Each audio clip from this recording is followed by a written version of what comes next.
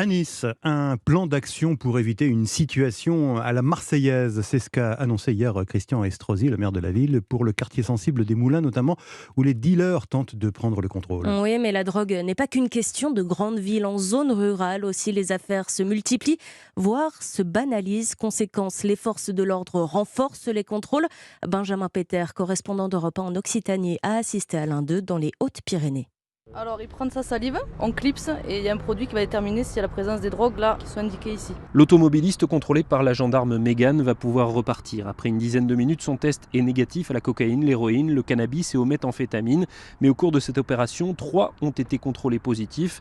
Le colonel Pierre Simon, qui dirige les gendarmes des Hautes-Pyrénées, constate que son département n'est plus épargné. On en trouve également en zone plus rurale ou montagneuse.